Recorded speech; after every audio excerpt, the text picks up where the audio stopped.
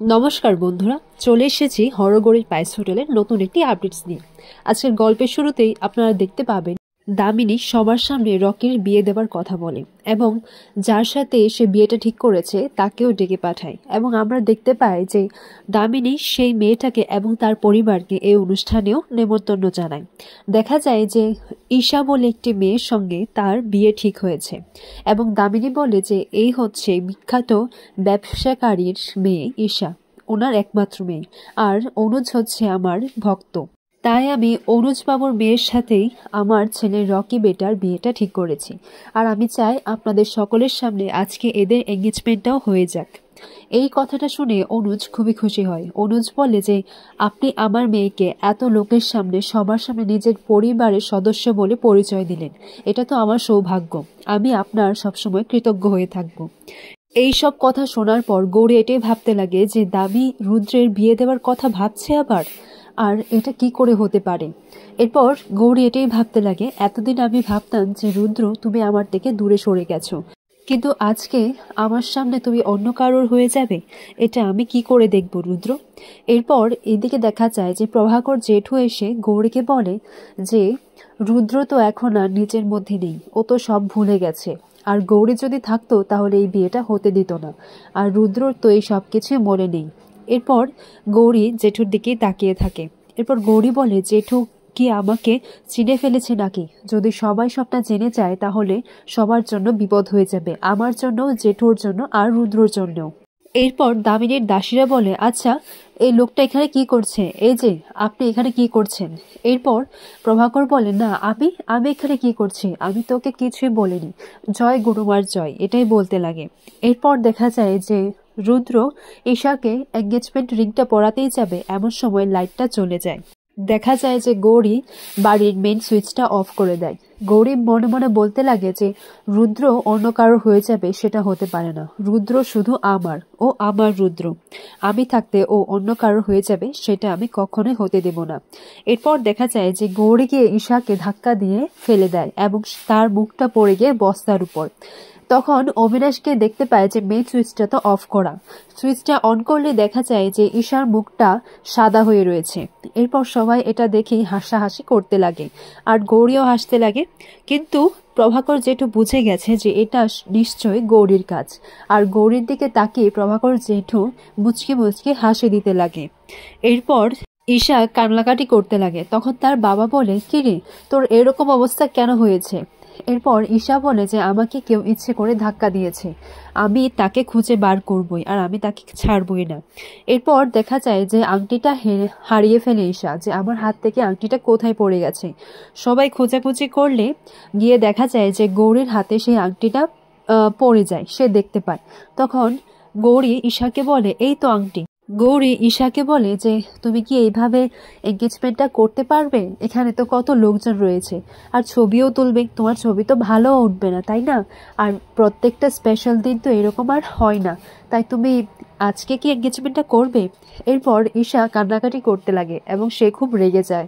ঈশা বলে যে এই কাজটা করেছে আমি তাকে কখনোই ছাড়বো না, বাবা চলো এখান থেকে, আমি কখনোই এইভাবে এঙ্গেজমেন্টটা করব না। এরপর দামিনী গৌরীর পাশে গিয়ে বলে যে কেউ ইচ্ছে করে এই এঙ্গেজমেন্টটা পণ্ড করেছে, আর সেটাকে আমি খুঁজে বার করবই।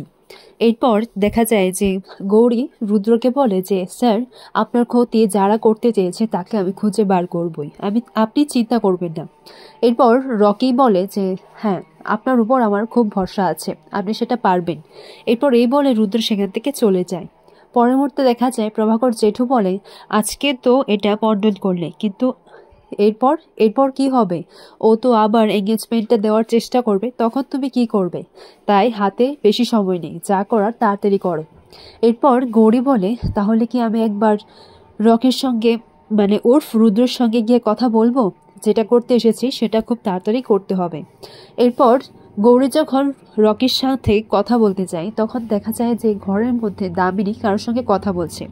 শোনা যায়, তাদের কথা শুনলে বোঝা যায় যে দামিনী একজন ব্যাংক ম্যানেজারকে বলছে যে তুই 1 লাখ টাকার বেশি দিতে পারবি না, তুই কি টাকাটা আমাকে দিচ্ছিস? তুই তো সব ভক্তবৃন্দীদের সেবা করছিস, এই টাকাটা তো আশ্রমে যায়, এরপর ম্যানেজার বলে, না, আমি আমার সবকিছু জমি জমা সবকিছু বন্ধক রেখে এই টাকাটা জোগাড় করেছি, আপনি নিলে নেন, না হলে আমার আর কিছু করার নেই।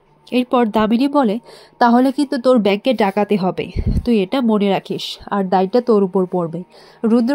রুদ্রকে বলে যে কালকে যেন ওর ব্যাংকে ডাকাতি হয়, সব টাকা আমার চাই। এই কথাটা গৌরীও পাশ থেকে শুনতে পায়। এরপর রুদ্র বলে, আচ্ছা, তোমার কথা আমার কাছে আদেশ। আজ পর্যন্ত আমি তোমার কোনো কথাই অমান্য করিনি, আর ভবিষ্যতেও আমি তোমার কথা কোনো অমান্য করব না মা। কিন্তু একটা কথা মা, তুমি আমাকে কাউকে মারার কথা বলো না, সেটা আমি করতে পারবো না।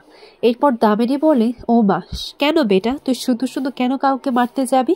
আচ্ছা শোন, আমার না তোর জন্য চিন্তা হয়, তুই আমাদের যে লোকজন আছে না, তুই তাদেরকেও সঙ্গে নিয়ে যাস। এরপর রুদ্র বলে যে তুমি আমাকে নিয়ে এত কেন ভাবো বলো তো? এরপর পাশ থেকে গড়িয়ে এদিকে দেখতে পাই যে আমি রুদ্রকে এই পাপটা করতে দেব না, যে করে হোক এটা আমাকে আটকাতেই হবে। দামিনী রুদ্রকে দিয়ে এইসব করাচ্ছে আর ও এটা মেনে নিচ্ছে। হঠাৎ করে পেছন থেকে দেখা যায় কেউ একজন গৌরীর উপর হাত রাখে, আর সেটা হলো প্রভাকর জেঠু। এরপর প্রভাকর জেঠু বলে, তুই যতই বদলে আস না কেন, রক্তের টান রে, রক্তের টানে আমি তোকে চিনে ফেলেছি। এরপর গৌরী বলে যে কি বলছেন আপনি এসব, রক্তের টান? এরপর প্রভাকর জেঠু বলে, এবার কিন্তু মারবো, রক্তের সম্পর্ক কখনো মিথ্যে হতে পারে না, আর তাই আমি তোকে সাবধান করতে এসেছি। দামিনী খুব ডেঞ্জারাস লোক, ও খুব ভয়ঙ্কর, তোর ক্ষতি করে দেবে। সবাইকে কোথায় জানি ও গায়েব করে দিয়েছে, আর যদি জানতে পারে তাহলে তোকেও কোথাও একটা পাঠিয়ে দেবে, তোকেও কিছু না কিছু একটা করে ফেলবে।